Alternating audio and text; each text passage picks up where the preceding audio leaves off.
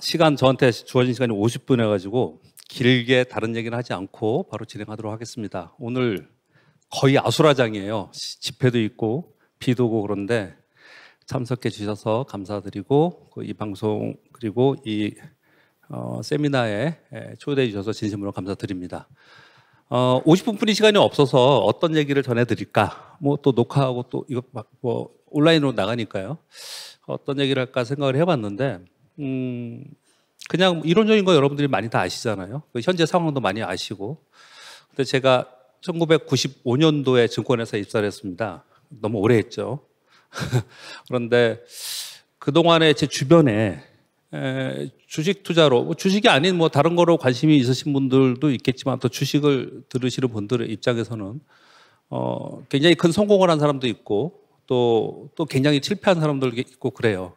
근데 성공한 사람들은 아주 독특한 자신들만의 어떤 투자 전략을 분명히 가지고 있었는데 그게 일반적으로 우리가 보는 주식 투자론의 책 그리고 일반적으로 많은 매스컴을 통해서 듣는 얘기들하고 이런 것들하고 좀 다른 독특한 투자 원칙을 가지고 있었다라는 거죠. 자신만의 투자론을 가지고 있다라는 거죠. 그런 게 뭘까 이런 생각을 좀 해봤습니다.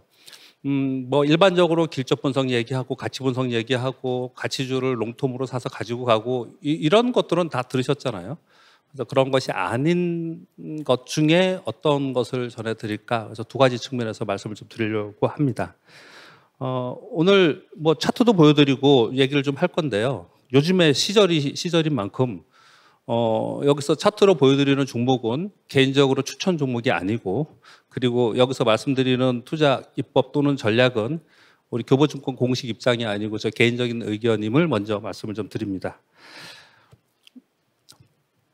뭘 할까 하다가 이런 생각을 해봤습니다. 우리 보통 많은 투자론을 공부하잖아요. 그래서 이것도 해보고 저것도 해보고 많이 그러는데 실제로 개인 투자들의 거의 대부분은 성공보다 실패하는 경우가 훨씬 더 많았습니다. 그런데 왜 그럴까를 좀 생각을 해보고 그리고 남다른 나의 투자법을 어떻게 할까 이런 고민을 좀 같이 해보고자 하는 겁니다. 굉장히 좋아하는 얘기들을 항상 시작을 하는데 아마존의 창업자 제프 베조스 이런 얘기를 했다고 하죠. 사람들은 내게 미래에 무엇이 변할 것인가를 묻지만 무엇이 변하지 않을 것인지는 묻지 않는다.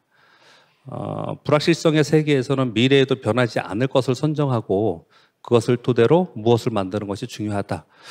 저는 굉장히 깊은 감명을 받았습니다. 특히나 주식시장에서는 지금 시장이 2600포인트 지금 현재 2600포인트 근처에서 거래되고 있는데 올해 시장 아주 좋습니다. 아주 좋아요.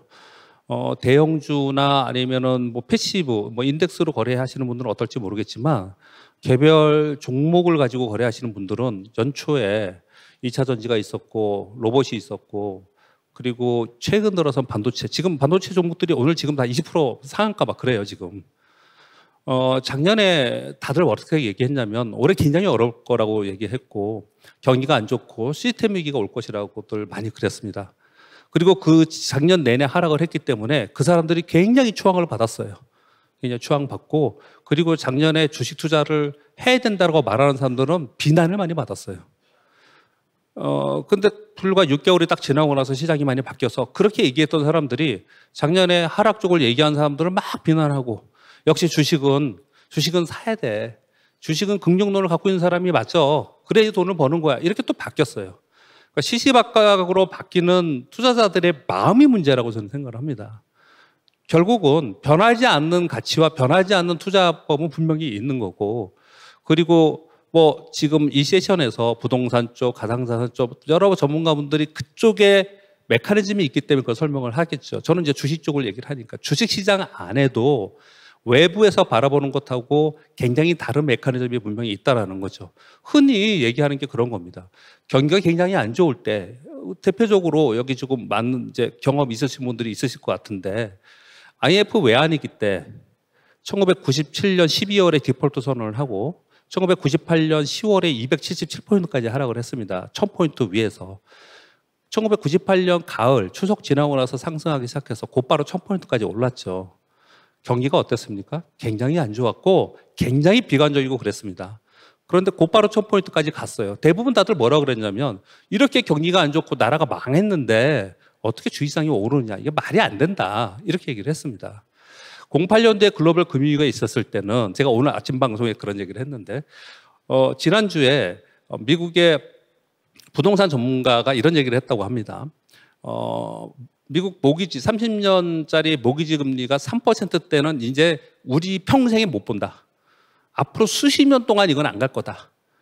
지금 6, 7% 가까이 되잖아요. 이렇게 얘기를 했다고 합니다. 제가 그 뉴스를 딱 보면서 야 이제 고점 왔구나. 늘상 그래요. 아주 공격적으로 한쪽으로 막 굉장히 안 좋다고 얘기를 할 때 그럴 때 시장은 꼭 반대 포지션으로 갔거나 새로운 어떤 일이 닥쳤던 것 같습니다. 갑자기 이 얘기를 왜 생각나서 꺼냈냐면은 08년도에 부동산발 금융위기가 미국에서 발생을 했잖아요. 미국에서 위기가 발생한 건데 우리는 그냥 미국 위기라고 안 하고 글로벌 금융위기라고 하잖아요. 그런데 그때 우리가 들으면 진짜 유명한 전문가들, 석학들, 교수님들이 전부 다 뭐라 그러냐면 앞으로 향후 10년에서 20년간 미국은 안 된다 그랬어요. 1년 만에 미국 주식시장은 다 원위치했고요.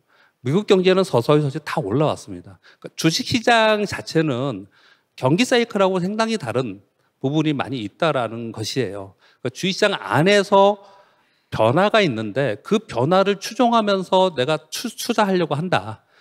내년의 시황은 어떻게 될 거야? 내년의 경기가 어떻게 될 거야? 올해 말 아니면 내년도에 작년에 얘기했던 사람들이 올해 글로벌 금융위기 급의 시스템 위기가 올 가능성이 있다. 이렇게 얘기들 많이 했어요. 근데 지금 안 그랬지 않습니까? 그러니까 다들 지금 어떻게 얘기하냐면은 올 연말이나 내년에 올 거라고 또 얘기를 하고 있어요. 늦춘 거예요. 언젠가 그렇게 하다 보면 오긴 오겠죠. 금리를 지금 계속 올리는 상황이 되면. 사실은 저는 개인적으로 5에서 5.25%의 기준금리, 미국의 기준금리, 이것도 상당히 높은 건데 07년도에 5.25%였잖아요. 여기서 두 차례 더 올린다고 해요. 이건 사실은 걱정이 좀 되고 있습니다. 제발 안 올렸으면 좋겠고, 그리고 올리면 바보 같은 짓이라고 저는 개인적으로 생각을 합니다. 근데 여기서 두 차례 더 올려서 5.75%의 금리를 개인 대출자들이나 소상공인들이나 기업들이, 한계 기업들이 버틸 수 있을까? 굉장히 어려울 거라고 생각을 합니다. 여하튼 조금 빗나간 말씀을 드렸는데 지금 이 타이틀에서 말씀드리는 거는 결국은 경기가 침체가 될 것이고 그리고 시스템 위기가 올 가능성도 있고 이 얘기를 계속 하고 있잖아요. 그래서 그게 무서워서 주식 투자를 못 하고 있으면은 그럼 맨날 쳐다보고 있다가 10배씩 오르는 종목들이 지금 막 발생을 하고 있는데 그럼 언제 할 거예요?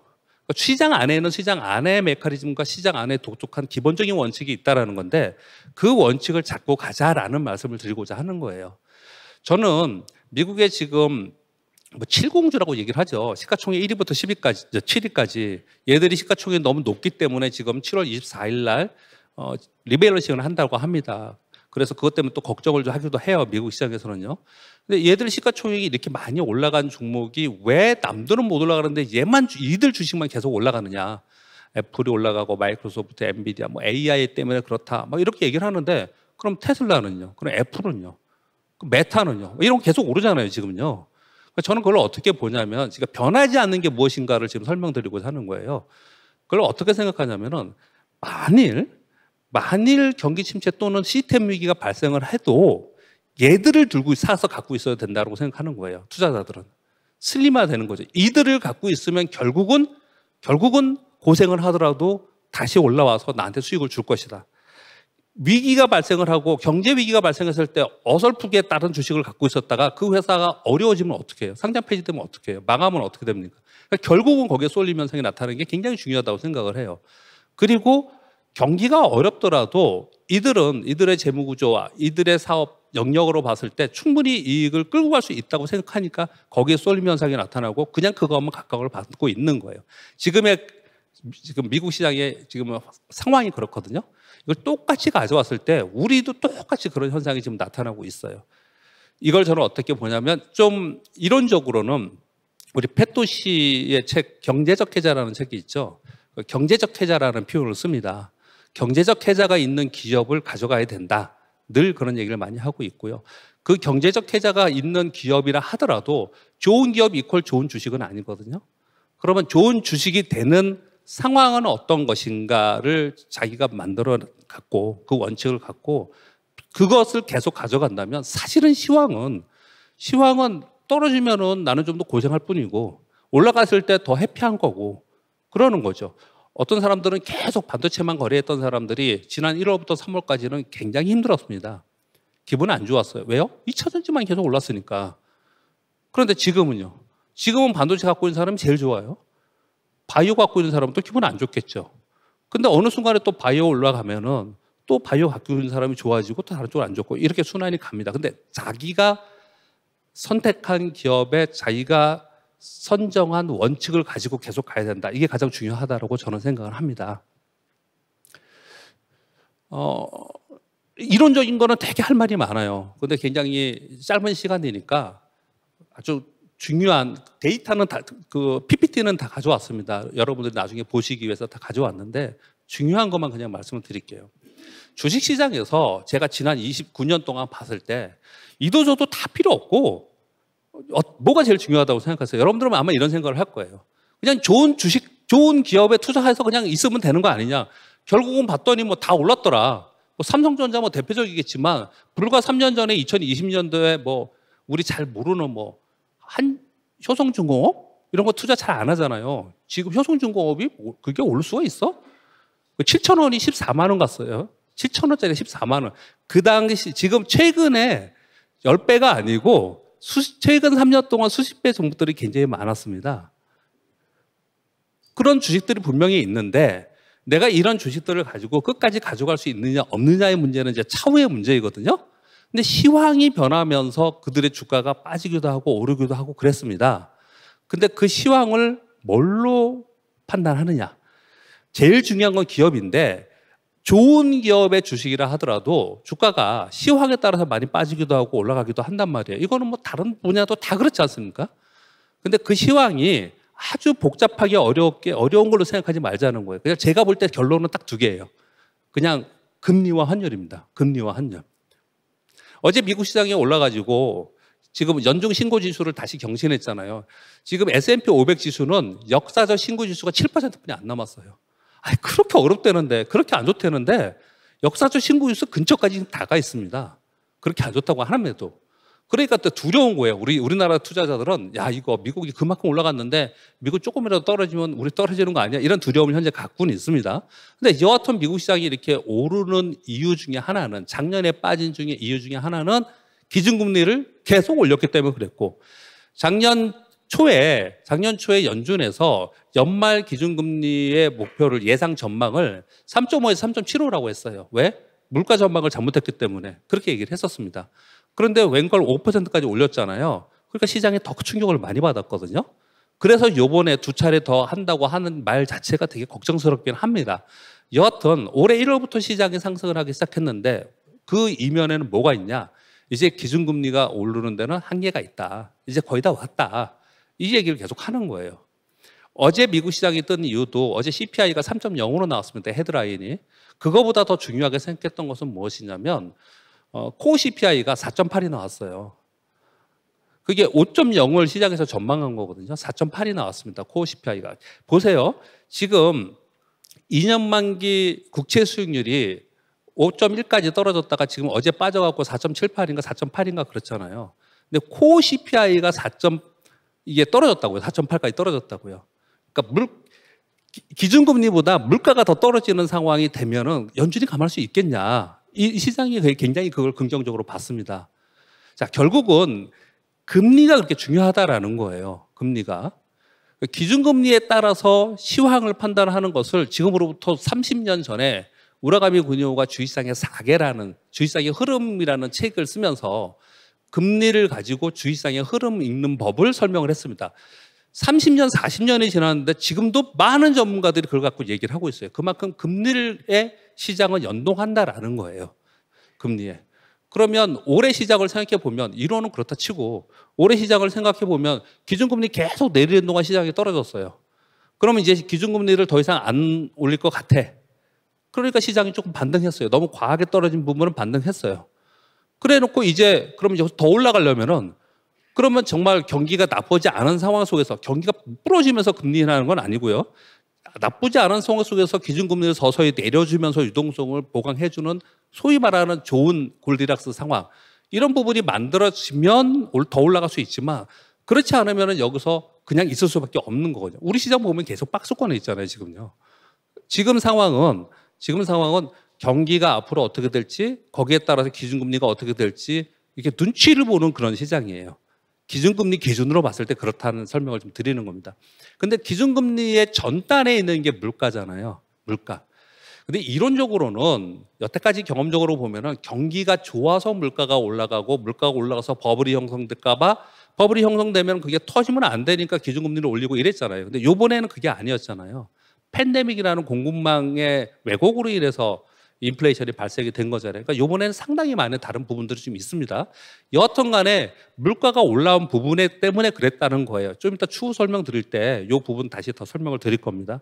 일단 한 가지는 물가 연동해서 기준금리를 우리가 해석하는데 물가까지 생각할 필요도 없이, 왜냐하면 기준금리를 해석하기 위해서 물가의 전망을 보는 거니까 걔는 빼고 기준금리의 전망을 보고서 시황을 판단한다. 그냥 심플하게 그렇게 보시면 될 것 같고요. 또 하나는 뭐냐면 어제 미국의 달러 인덱스가 100.1까지 떨어졌어요. 104포인트 레벨까지 올라갔었거든요. 그러면서 우리 원화가 1,300원 아래 떨어지고 그리고 위안화도 다시 떨어졌습니다. 요즘에 위안화가 약세였거든요. 근데 위안화 강세가 된 거죠. 원화도 강세가 된 거죠. 왜? 달러 약세가 됐기 때문에. 달러 약세가 왜 됐느냐? 어제 CPI가 3.0이 나오면서 야, 기준금리 2차례 올린다 그랬는데 쉽지 않겠네? 이런 인식이 퍼진 거예요. 이 얘기가 뭐냐면 금리를 올리잖아요. 금리를 올리면 달러 인덱스 같이 올라가고 금리 떨어지면 같이 떨어지는 시장의 속성을 가지고 있습니다. 이론적인 건 설명을 안 할게요. 이론은 훨씬 더 복잡합니다. 훨씬 더. 근데 환율이 그렇다는 거예요. 그리고 또 한 가지 말씀드리면 달러 인덱스, 우리는 위안화의 연동을 좀 많이 하는 편이에요. 그런데 기본적으로는 달러 인덱스를 쳐다보면서 외국인들이 우리 시장에서 뭐 달러를 팔고 원화를 사느냐 아니면은 뭐 원화를 팔아서 주식을 팔고 달러를 사고 나가느냐에 따라서 우리 환율이 많이 바뀌잖아요. 그래서 달러 인덱스가 굉장히 중요한데 올 하반기와 내년도의 시황에서는 달러 인덱스의 변동이 뭐 때문에 가장 크게 변동이 됩니까? 유로화잖아요, 유로화. 유로화는 계속해서 떨어졌었어요. 계속해서 유로화는 약세였습니다. 요번에 우크라이나 러시아 전쟁이나 뭐 이런 걸 다 빼서라도 지난 수년 동안 유로화는 약세였어요.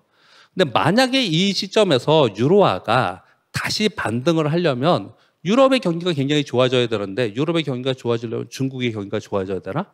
뭐 여러 가지가 있을 수 있겠지만 가장 쉽게 생각할 수 있는 부분 하나가 우크라이나 러시아 전쟁입니다. 우크라이나 러시아 전쟁이 이건 어느 누구도 모르잖아요. 근데 만일 우리가 시황이나 주식 투자 하시는 분들은 저는 다른 재테크도 똑같다고 생각합니다. 우크라이나 러시아 전쟁이 휴전을 하든 종교를 하든 뭐 어떤 방식으로든 간에 저게 어느 정도 정리가 되면은 전 세계 글로벌 GDP 경제 성장률 그리고 시장 전망, 시황 그리고 뭐 주요 섹터 모두 다 몽땅 다 바뀌어져야 된다고 저는 개인적으로 생각을 합니다.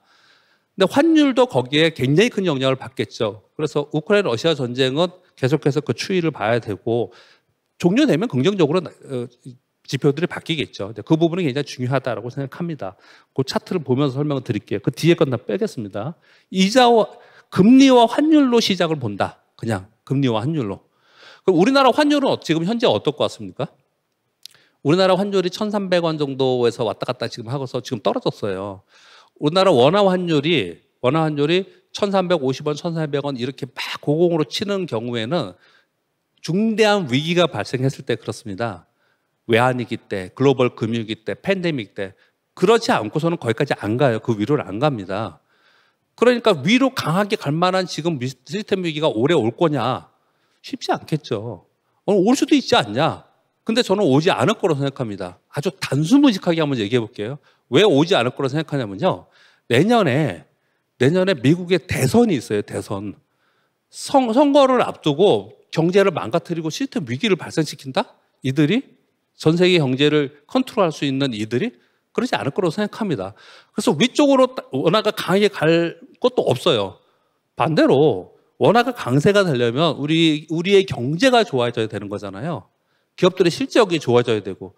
근데 지금 지난번에 OECD나 IMF에서 GDP 성장률 각국에 발표할 때 대부분의 국가들은 다 상향 조정했는데 하향 조정한 나라들이 몇 군데 있죠.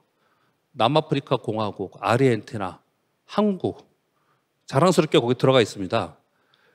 GDP 성장률 우리나라 떨어뜨렸고요. 그리고 어제 발표한 노무라증권 보고서에서는 미국은 그 기준금리를 인상한다고 하는데 아마도 아시아 국가들은 기준금리를 미국보다 더 빨리 인하할 것이다라고 얘기를 하고 있습니다. 대표적으로 중국은 인하할 가능성이 높고 지금 인하하고 있고요. LPR을. 그 다음에 2위를 한 국가가 한국이에요. 한국. 그 얘기를 이 두 가지를 합쳐서 얘기해 보면은 무지하게 안 좋다는 겁니다. 전 세계에서 볼 때 한국을 굉장히 안 좋게 본다는 거예요. 그러면 우리 원화가 어떻게 강세가 갈 수가 있겠어요. 그러니까 외국인들의 수급에 의해서 그냥 여기서 왔다 갔다 하는 거예요. 그러면 원화가 강세로 가면 외국인들이 매수가 들어오고 환차익이 들어오고 우리나라 시장은 좋아지고 원화가 약세로 가면은 우리 시장이 또 상대적으로 악순환의 고리가 돼서 안 좋고 이렇단 말이에요. 근데 여기 환율이 갇혀 있을 것 같아. 그렇죠? 그러니까 우리는 금리도 지금 3.5%에서 오늘 동결했잖아요. 또 우리나라는요. 우리는 그냥 금리도 갇혀 있고 환율도 갇혀 있어요. 그 시장이 어떻습니까? 그냥 갇혀 있는 겁니다. 시장은 갇혀 있는 상태예요. 그러니까 어떻게 돼요? 우리 많은 분들이 갖고 계시는 삼성전자, 삼성전기, 뭐 LG전자, LG노텍 대표적으로 그렇죠? 전기전자에 거기 갖고 있고 현대차, 기아 갖고 있고 뭐 네이버, 카카오 계시는 거는 뭐 얘기하기도 싫죠. 맨날 신저가 가고 있으니까 그런 주식들이 그냥 갇혀 있는 거예요. 그런 주식들이 갇혀 있는 동안 시세를 주는 것들은 어디서 주느냐? 곧 바로 밑단에 있는 보시면 오늘만이 아니에요. 반도체의 바로 밑단에 있는 후공정에 있는 중소형주들, 2차 전지도 곧 바로 밑단에 있는 장비 부품주들 이런 것들이 가장 각광을 받으면서 시장에서 상승을 하고 있습니다. 이거는 올 하반기에도 계속 그럴 가능성이 굉장히 높습니다. 그건 좀 이따 다시 한번 말씀드릴게요. 자, 넘어가 볼게요.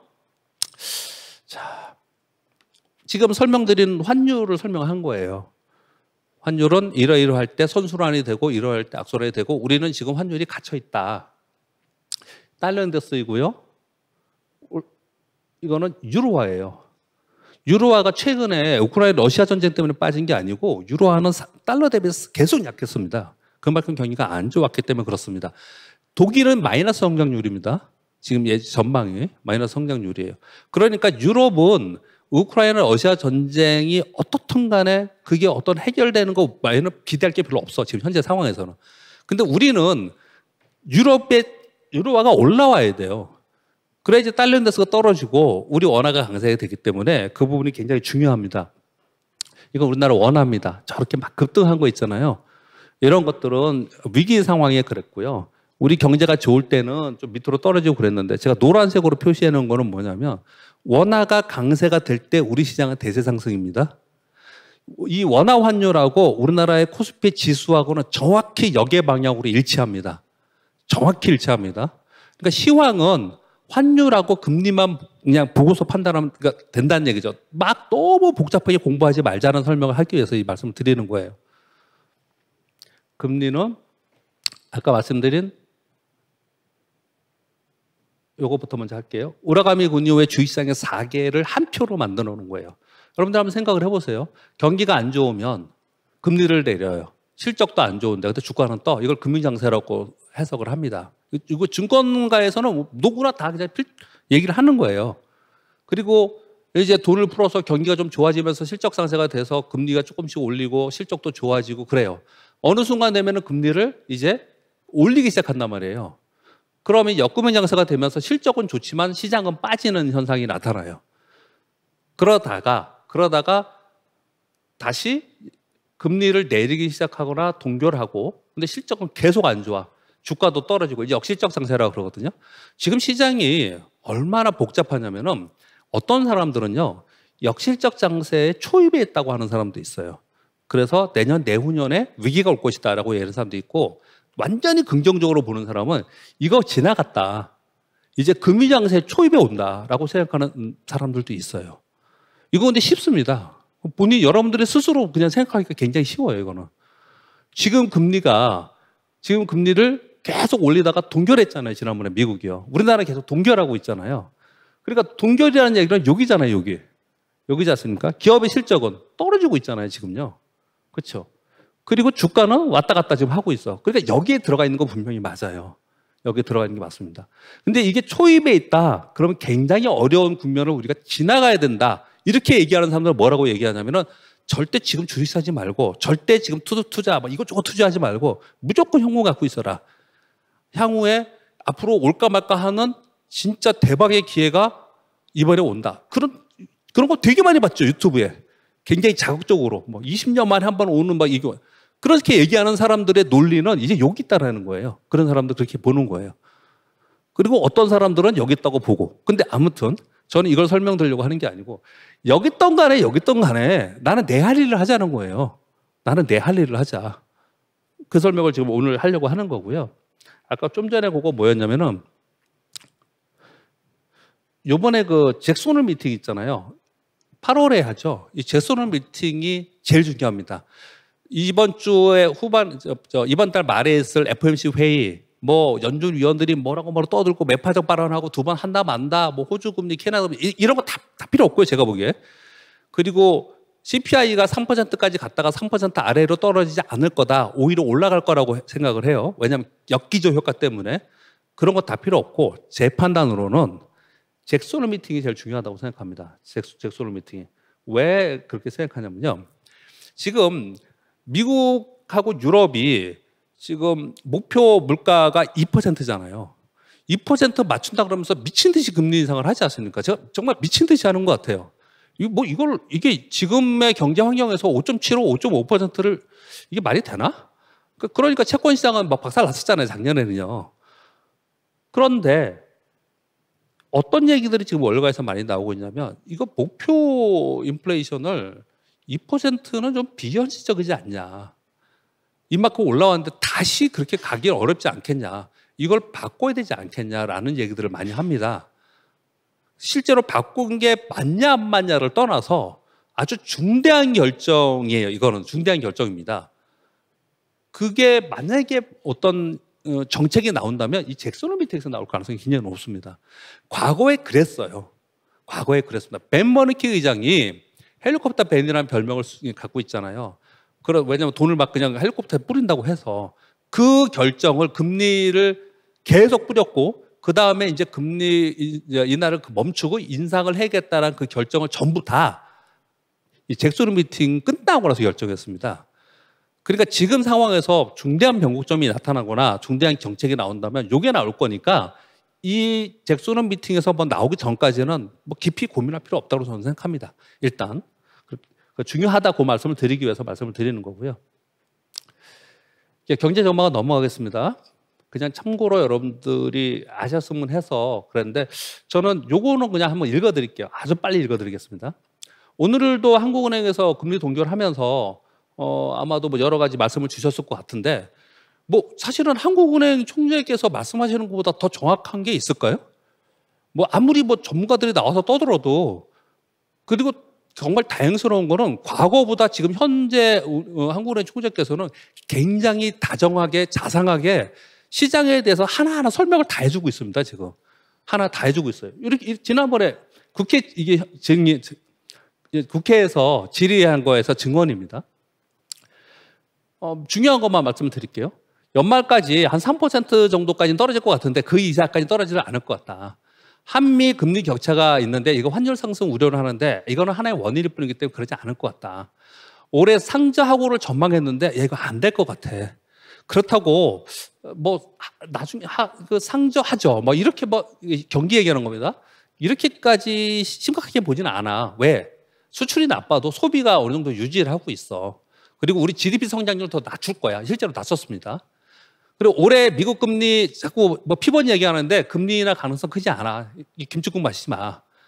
그리고 중국 특수 얘기하는데 이거 과거 중국하고 지금은 달라. 그러니까 중국 기대지 마. 이런 얘기를 했습니다. 그리고 지난번에 6월 금통위, 오늘은 지금 7월 금통위 한 거고요. 이때 얘기한 거는 기준금리 동결하면서 성장률을 낮췄고요. 성장률을 낮췄고 그리고 물가 3% 이하로 내려가기 쉽지 않을 거다. 그리고 최근에 단기적으로 부동산 뭐 주담보가 증가하고 있다고 하는데 단기적으로 부동산 가열이 크지는 않을 거다. 왜? 향후 가계부채를 어떻게 디레버리징 할지 고려하고 있다. 그러니까 시장에 시그널을 자꾸 주는 거예요. 이거는 우리나라만이 아니고 미국도 자꾸 시그널을 이렇게 줍니다. 왜요? 물가 때문에. 그런 것 같아요. 미국에서는요. 아주 근데 한국은행 총재인데요. 이렇게까지 자세히 설명을 해줬습니다. 반도체 시장은 올해 4분기가 저점이라고 본다. 그리고 미국의 이거 은행 디폴트 얘기하는 겁니다. 이건 해결될 문제라고 본다. 그러면 우리나라 경기는 여기 이 안에 답이 다 있으니까 알 수 있을 것 같아요. 그래서 제가 적어왔습니다. 자, 주투자에 대해서 얘기를 하겠습니다. 20분 남았는데 짧게 얘기하겠습니다. 이것도 중요한 것만 말씀드릴게요. 결론적으로요. 뭐 당장 뭐 어떤 투자하는 것도 굉장히 중요하지만 어떻게 내가 투자할 것인가 결론을 딱 가지고 계시면 될 것 같아요. 일단은 저는 29년 동안 주식 투자를 그냥 하고 있습니다. 제가 잠깐 법인부에 2년 있었고 국제부에 한 2년 있었는데 그거 빼놓고는 그냥 계속 현업에서 주식 투자만 했어요. 그래서 제가 내는 결론은 뭐냐면요. 공부를 많이 한다고 주식 투자로 돈을 버는 것도 아니고 그리고 뭐라고 할까요? 막 네트워크가 좋아서 뭐 하기가 좋아서 뭐 이런 걸로 되는 건 아니고요. 뭐라고 표현할까? 되게 상식적으로 투자를 해야 돼요. 그래서 어떤 사람이 이런 걸 써놓은 거예요. 되게 멋진 말입니다. 주식 투자는 세상을 복잡한 금융 기법으로 바라기보다는 상식과 조화의 관점에서 접근해야 된다는 거예요. 그리고 세상의 변화를 큰 줄기와 잔파도를 분명히 구분해낼 수 있어야 되고 좋은 기업과 좋은 주식을 혼동하지 말아야 되고 특히 나쁜 기업을 좋은 주식으로 포장하는 우를 범해서는 안 된다. 세상에 대한 통찰력을 가져야 되되 확률을 높여야 된다. 그게 빠른 것으로 이렇게 써놨는데요. 늘 이 생각을 많이 합니다. 주변에 예전에 요즘에 셀트리온은 어제 오늘 지금 급등하고 있어 갑자기 생각이 났는데요. 셀트리온으로 부자 된 사람들 있죠. 셀트리온 부자들이 있었습니다. 그리고 또 가장 최근에는 어떤 부자가 있었죠? 테슬라로 부자 된 사람들이 있습니다. 테슬라로 그냥 투자 끝낸 사람들 많아요. 자기 그냥 이 재테크 끝낸 사람들. 그리고 작년 말부터 올해까지는 2차 전지를 끝낸 사람들도 많아요. 2차 전지로요. 뭐 한 번 오를 때 20, 30배 오르면 끝낼 수 있잖아요. 그렇죠? 그렇게 기업에 어디에 투자해서 끝내는 방법도 분명히 있어요. 존재해 있어요. 그런데 말처럼 쉽지 않잖아요. 그러면 그들이 어떻게 했냐? 그 부분을 설명드리려고 하는 겁니다. 뭐 시황 분석하고 주도주 항상 찾아야 되고 그 주도를 찾아서 그 다음에 뭐 저는 어디 쪽 좀 전문가냐면은 그 동안에 살아오면서 방송은 맨날 시황을 하고 있는데 여기하고 여기에서 방송에서 늘 얘기해줘요 사람들이. 늘 요걸 얘기해줍니다. 가만히 보시면. 그런데 수익으로 이걸 내가 가서 연결시킬 수 있느냐는 요거 왜요 요거. 이겁니다. 요걸 설명해 주진 않아요. 이게 무슨 얘기예요? 옆에서 야 지금 사, 지금 팔어 이렇게 얘기해 주지 않잖아요. 그러니까 여기만 계속 얘기해 주는 겁니다. 그러니까 이거는 각자의 몫이에요. 각자의 몫. 그러니까 요거는 제가 강연회나 할 때는 요거 위주로 많이 하는 거고요. 보통 이런 대규모 세미나 이런 데서는 이걸 하고 있는 거예요. 이걸 하고 있는 겁니다. 근데 그걸 설명을 좀 드려볼게요.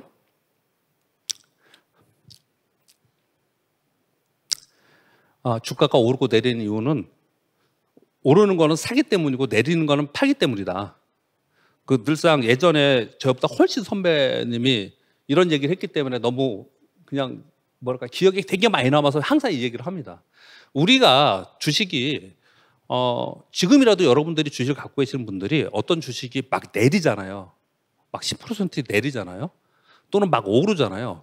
그럼 제일 먼저 무슨 생각하냐면은 이거 왜 내리지라고 하면서 막 포털 찾고 전화해서 물어보고 그래요.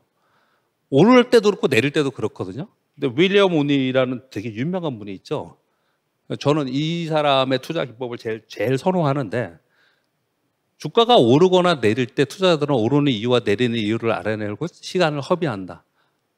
주가가 오르고 내리는 거는요. 이미 내리는 거는 악재가 있기 때문에 내린 거고 오르는 건 호재가 있기 때문에 오르는 거예요. 주가 그 자체를 보고서 일단 판단해야 되는데 그렇지 않고 막 떨어지면은 뭐라 그러냐면 뭐 줍줍하자 그러고 뭐 가치 대비 많이 떨어졌다 그러고 그래서 다 낭패를 봤잖아요. 그렇게 하지 말자라는 거예요. 기본 원칙을 좀 가지고 있자라는 거예요. 자, 그리고 투자 원칙을 이런 기법은 뭐 지금 15분 남았으니까 하지 말고 진짜 진심으로 여러분들이 꼭 하셨으면 오늘 제목이 개인 투자자가 주식 투자로 성공할 수 있는 법 이런 제목이 그랬잖아요. 제 경험적으로 볼 때 이 둘 중에 하나를 해야 된다고 생각합니다. 두 가지를 소개를 드릴 겁니다. 하나는 체리피킹. 체리피킹을 장중에 매일매일 하는 사람은 스캘퍼 데이트레이더라 그래요. 체리피킹을 며칠 사이에 떨어질 때 샀다가 올라올 때 팔고 이렇게 하는 사람을 스윙 거래라고 합니다. 스윙 거래라고 해요. 근데 보통 우리 그렇게 거래 안 하잖아요. 많은 사람들이. 저는 이런 거를 여러분들 권하지는 않겠고 요걸 하자는 거예요. 요걸. 체리피킹을 경제적 계좌를 가지고 있는 기업의 리스트를 갖고 체리피킹을 하자는 건데 예를 들어 보겠습니다. 여기 박스권에 쏘는 게 언제냐면 여러분 이제 기억하시겠지만 2020년 3월이에요. 팬데믹 하고 나서 폭락했죠. 얼마까지요? 1439포인트까지 폭락했어요. 그리고 나서 곧바로 여기까지 반등을 그냥 줬고 그 다음에 요건 반등한 거고요. 요건 상승한 거죠. 요건 상승. 이게 지금 우리나라 코스피 지수의 월복인데 이거 보면 좀 답답하지 않아요? 되게 답답하죠. 우리 시장은 어떤 특징을 갖냐면요. 500에서 1000까지 있다가 폭락했다가 그 다음에 올라와서 500, 1000에서 1000에서 2000 박스권도 있다가 그 다음에 또 다시 폭락했다가 그 다음에 3000을 간 거예요. 굉장히 오랫동안 박스권에 있는 속성을 우리 시장이 갖습니다. 그래서 우리 시장은 선형적 시장을 갖지 않기 때문에 굉장히 어렵다라고 표현을 많이 하고 있습니다. 그건 이제 다른 얘기고요. 아무튼 이게 지금 3월에 폭락한 거거든요. 1월, 2월, 3월이고 그 다음에 요만큼 올라오고 그 다음에 이렇게 해서 이때가 포모에 의해서 개인 투자들이 무수히 들어온 거죠. 주식시장에. 여기까지 올려놓고 여기 내려오는 동안 다 고생하고 있다가 지금 약간 반등 주고 있는데 다 본전 또는 마이너스 10%이 정도 되면 나 이건 감수할 수 있어. 그리고 팔고 시장에서 떠나고 있습니다. 개인 투자들이 계속 팔고 지금 떠나고 있는 상황이에요. 지금 뭘 설명하려고 하냐면요. 이렇게 폭락할 때 있잖아요. 이렇게 폭락하는 요 순간에 자, 요 글자가 잘 안 보이시겠지만 연기금 이런 글자는 보이죠. 연기금이 2020년 1월 1일부터 2월 29일까지 그러니까 폭락하기 전날까지 얼마를 샀냐? 2,700억 순매수였어요. 3개월 동안. 그랬거든요. 근데 그 다음에 5월 30일까지 즉 무슨 얘기냐면 3월, 4월, 5월 3개월 동안 폭락할 때 연기금이 폭락했다 올라올 때 얼마큼 샀냐? 5조 3천억을 샀어요. 5조 3천억을. 그리고 나서 이건 10월 30일이거든요. 6월, 7월, 8월, 9월에 올라왔잖아요. 아까 다시 한번 볼까요? 요만큼까지는 하나도 안 하고 있다가 폭락해서 여기 요만큼 올라오는 동안은 5조 3천억을 샀어. 그리고 10월이 여기거든요. 이게 11월이거든요. 여기부터 여기까지 올라오는 동안 그 다음에 봤더니 1000억 순매수야. 이게 무슨 얘기예요? 5조를 그 순간에 샀다 다 판 거예요. 샀다 다 판 거예요. 제가 왜 이런 걸 보여드리냐면 많은 사람들이 이걸 얘기를 하면 야 나보고 단기 투자하라는 거야? 나보고 기술적 분석위엔 투자를 하라는 거야? 야 주식 투자는 좋은 주식에서 장기 투자하는 거지 무슨 단기 투자야. 이렇게 생각하시는 분들이 굉장히 많거든요. 장기 투자를 하고 있는데 연기금도 이렇게 하고 있는데 무슨 뭐 똥배짱으로 개인이 나는 무조건 들고 갈 거야. 이렇게 생각하냐고요. 이건 분명히 연기금도 이렇게 한다는 얘기를 하는 거예요. 그걸 말씀드리기 위해 강조하기 위해서 이걸 일부러 보여드리는 거거든요. 그러면 시장에는 이렇게 폭락할 때가 꽤 있습니다. 이건 왜 안 이기고 이건 2008년 글로벌 금융위기고 이건 IT 버블 붕괴고 요 밑에 중간에 있었던 건 남유럽 국가의 디폴트가 있었고 이런 게 계속 있어요. 계속 있습니다. 단기적으로는 뭐 일단 우리나라 내부적인 안에서 일어나는 일들에서 발생을 하지만 이런 큰 것들은 전체적인 글로벌리 사건이 이벤트가 있었을 때 이런 일이 발생을 하거든요. 그러면 나는 이럴 때만 하면 되잖아요. 그냥 말은 되게 쉽죠. 근데 그럴 때 사긴 살 거냐? 아 그래 맞아. 그럴 때 사면은 뭐 대박이야. 왜? IMF 때 신흥부호가 나타났고 글로벌 금융 때 신흥부호가 나타났고 지금 우리가 알고 있는 우리나라 제일 큰 사모펀드의 회장, 제일 큰 뭐라고 할까요? 자문사의 대표이사, 그리고 맨날 TV에 나오는 유명한 자문사의 대표이사, 그 사람들이 꾸준히 돈 벌어서 뭐 지금 뭐 엄청나게 뛰어나서 아니면 원래 돈이 많아서 아니에요. 그 사람들 여기서 돈 벌었거나 여기서 돈 번 거예요. 그냥 여기나 여기예요. 왜 근데 나는 왜 그걸 할 생각을 안 하냐는 거죠. 나한테도 그게 기회가 있다라는 거죠. 그래서 책들 보면은 이제 20년 만에 또 오는 뭐 기회가 온다, 대박을 잡아야 된다, 뭐 책 팔기 위해서나 아니면 자기 인지도를 위해서 그런 걸 하겠죠. 유튜브들 많잖아요. 그런 걸 다 떠나서 체리피킹은 단기적으로든 장기적으로든 이런 기회가 올 때만 하는 매매 법을, 투자법을 체리피킹이라고 합니다. 그러니까 주식시장에서 내가 떨어져 있다 하더라도 항상 주식을 바라보고 있는 거죠. 근데 주의점이 뭐냐면 체리피킹을 하기 위해서는 뭐 이거 종목들 애플, 테슬라 이런 걸 지금 써놨는데 체리피킹을 하기 위해서는 뭘 기본적으로 가지고 있어야 되냐면요. 짐 마샬의 그 팩리스트라고 표현을 하는데 이 경제적 해자가 있는 종목을 맨날 공부해 가면서 갖고 있어야 돼요. 일단 이건 꼭 해야 되는 거니까 꼭 하자고요, 여러분. 무슨 표현이냐면은 만약에 시장이 여기서 지금 2600포인트인데 2000을 깨고 내려갔어요, 다음 달에. 있을 수도 있는 거잖아요. 미래는 모르는 거니까. 그럼 뭘 사실 거예요? 아마 대부분 삼성전자 삽니다. 왜? 모르니까, 그것뿐이 모르니까. 소위 말하는 경제적 해자가 있는 기업의 주식을 그렇게 떨어졌을 때 사야지만 그게 내가 5배, 10배짜리의 수익을 내는 거예요. 주식시장은 원래 하이리스크입니다. 하루에 30%씩 왔다 갔다 하는 시장이잖아요. 주식시장에 와서 연간 목표 수익률 10%로 투자하실 거예요? 우리가 펀드 매니저처럼? 그건 아니잖아요. 그러니까 하이리스크이기 때문에 분명히 높은 수익률을 추구해야 됩니다. 그 높은 수익률을 추구하기 위해서는 무조건 변동성이 클 때 들어가야 돼요. 근데 변동성이 클 때 우리가 들어갈 수 있느냐 쉽지 않거든요. 준비한 사람한테가 그게 기회가 오고 준비한 사람만이 들어갈 수 있습니다. 그런데 그렇게 폭락을 했을 때 내가 들어갈 수 있느냐. 내가 샀을 때 더 폭락하면 어때? 폭락하면 어떻습니까? 내가 이 기업을 평소에 경제적 해자가 있는 기업을 내가 리스팅하고 있으면 그 주식을 사가지고 더 떨어져 한이 있더라도 그 주식을 갖고 있으면 큰 수익을 낼 수 있는 걸 증명되어 있습니다. 시장에서. 꼭 이 체리피킹을 하자라는 게 첫 번째 말씀을 드리고 싶은 거고요. 두 번째는 일반적으로 제가 좀 젊은 분들이 있는 일반 기업에 가서 이 얘기를 하는데 직장인들, 젊은 직장인들 있잖아요. 이 사람들은 성장 가치주로 저축해요. 짐 슐레이트라고 하는 소액으로 성장주 투자법이라는 영국의 개인 투자자들의 아버지라고 칭하는 사람이에요. 성장 가치주로 투자하라는 거예요. 분할 매수 계속 하라는 거예요. 그러면 성장 가치주를 내가 어떻게 하는데 혹시 여러분들이 잘 모르시면요. 주변에 그냥 금융권에 있는 사람들한테 이렇게 좀 물어보는 것도 방법이겠죠. 그러니까 맨날 우리는 이렇게 뒷붙이잖아요. 2차 전지가 10배 떴어. 2차 전지가 제일 좋대. 그럼 2차 전지. 지금은 반도체가 제일 좋대. HBM 후공정이 제일 좋대. 그러면 지금 봤더니 신고가야. 근데 이거 그래도 신고가라는 이런 거 사지 말라 그랬는데 여기서 샀다가 내가 물리면 어떡해? 그리고 하루 이틀 쳐다보는데 계속 올라. 역시 이런 걸 안 하면 돈을 못 버나 봐. 이럴 때 쫓아 들어가. 그래서 딱 위에서 물리는 거잖아요. 그렇게 하지 말라는 거예요. 그렇게 하지 말고 나는 그냥 기업만 보는 거예요. 기업만. 어떤 기업만? 성장주. 지금 작은 기업들. 우리나라에도 경제적 해자를 갖고 있는 작은 기업들이 꽤 많습니다. 꽤 많아요. 기술력이 있는 기업들이 꽤 많습니다.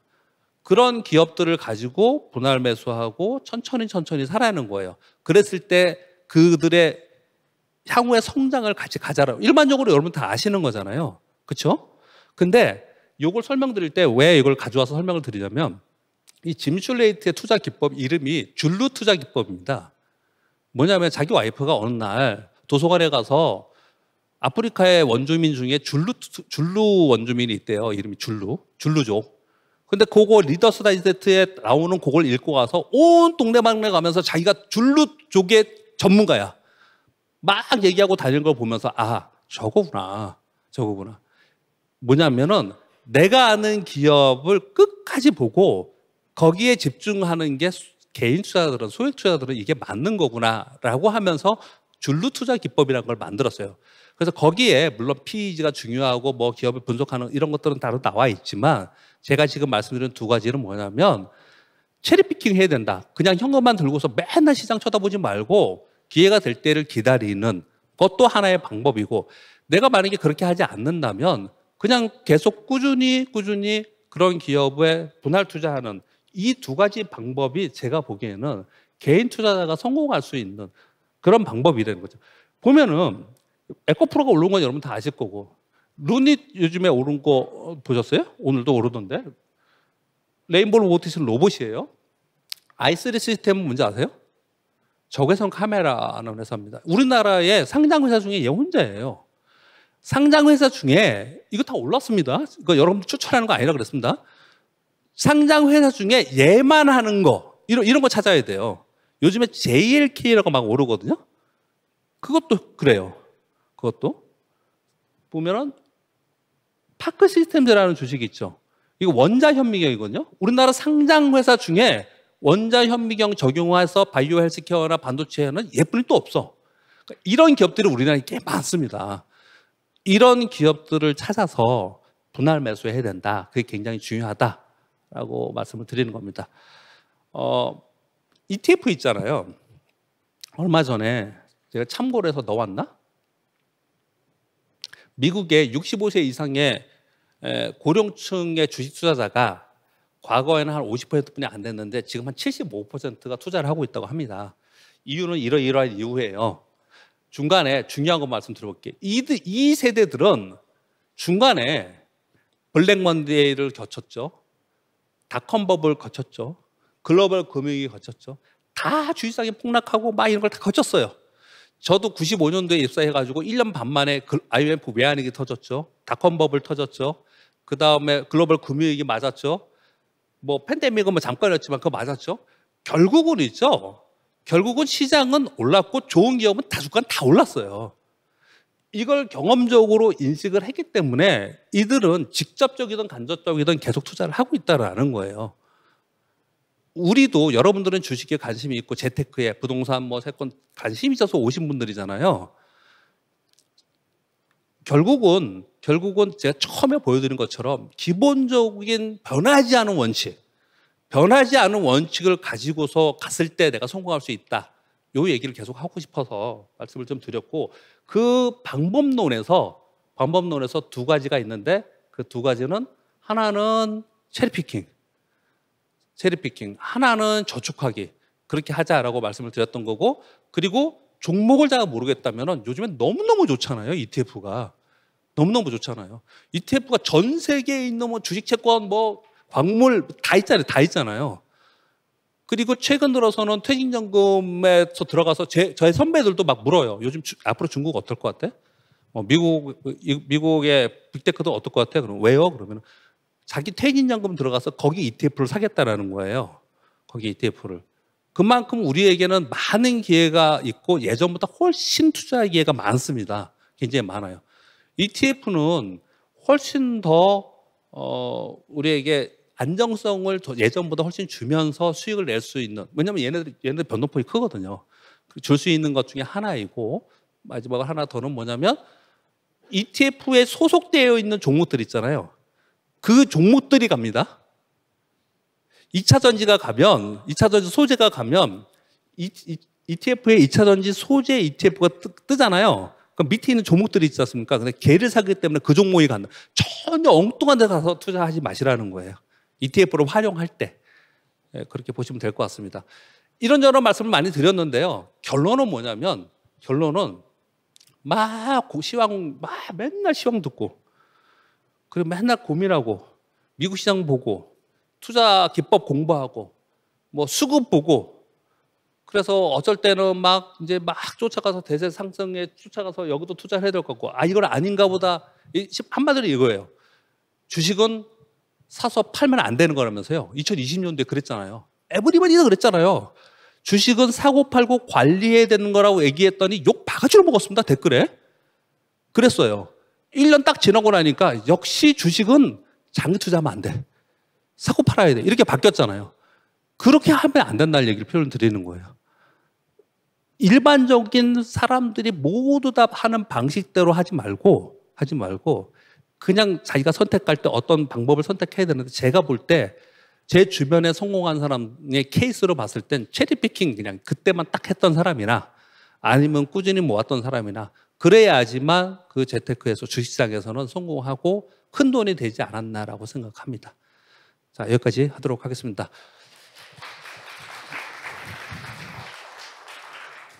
예, 경청해 주셔서 감사드리고요.